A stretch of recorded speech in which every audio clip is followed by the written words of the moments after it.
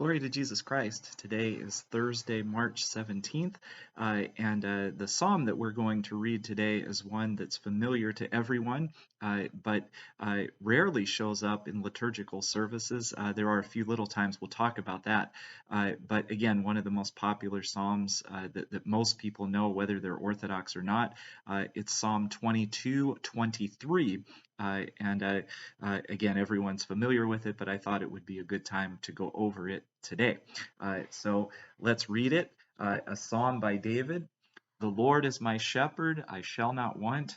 He makes me to lie down in green pastures. He leads me beside the still waters. He restores my soul. He leads me in the paths of righteousness for his name's sake.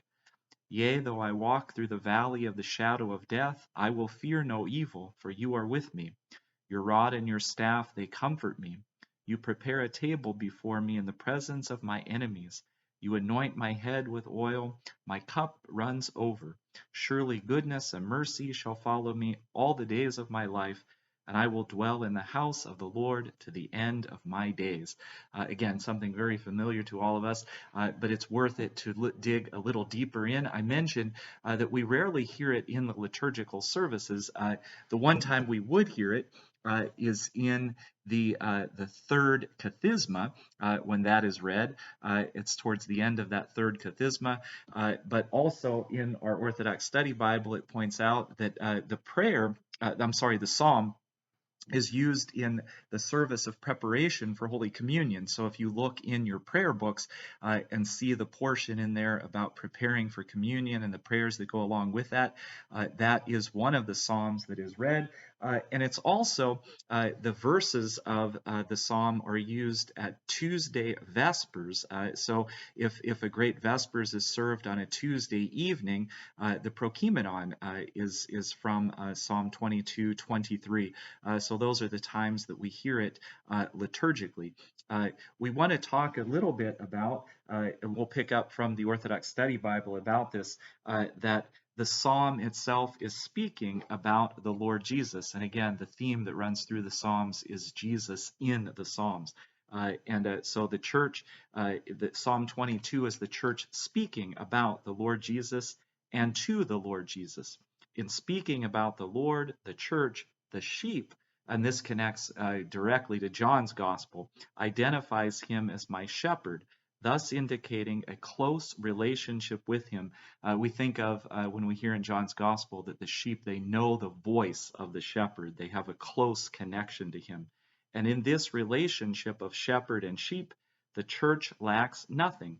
For example, the green pastures of kingdom life, the still waters of baptism, and the conversion of the soul to the paths of righteousness.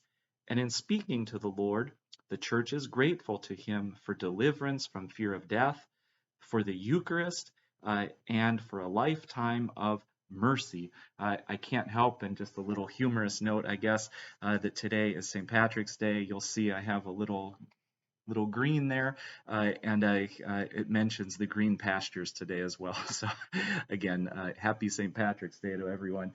And then let's read a little more about Christ as the shepherd from St. Gregory the theologian. This would have been in the 4th century, and picking up on that the Lord is my shepherd.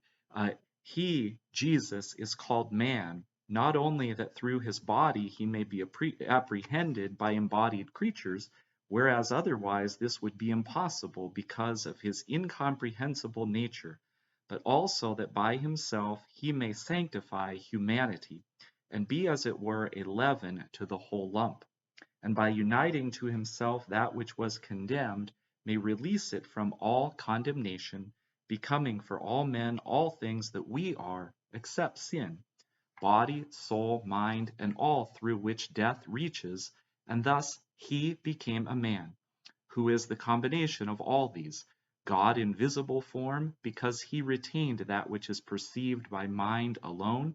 He is Son of Man, both on account of Adam and of the Virgin from whom he came, from the one as a forefather, from the other as his mother, both in accordance with the law of generation and apart from it. He is Christ because of his Godhead.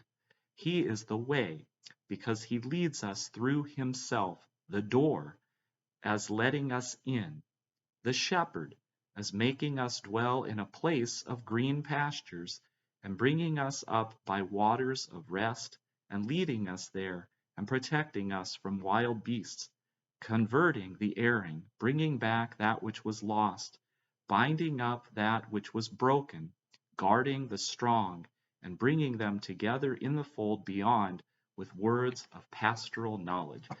So again, on this day, hearing this very familiar psalm, it's a great thing to consider Christ as our shepherd, the one who is always searching us out, the one that hopefully we have a close relationship with, and that he leads me beside the still waters, that reference to baptism. And the rod and your staff, they comfort me. I'll leave you with this image. I've always heard this story about Bishop Basil of Wichita, that the tradition in the church is that the bishops have a staff, a shepherd's staff, and that he always would refer to that as being the means of fighting the wolves that are attacking us, and so it's a great image to have, that it's not that staff that beats us up, but beats those who are attacking us, and that another image of a shepherd and how he protects his sheep, and connected with the bishops of the church as well. So I pray that you have a blessed St. Patrick's Day, also St. Alexis, the man of God, on this day, and then we'll see each other tomorrow for another psalm and learn more about them. Glory to Jesus Christ.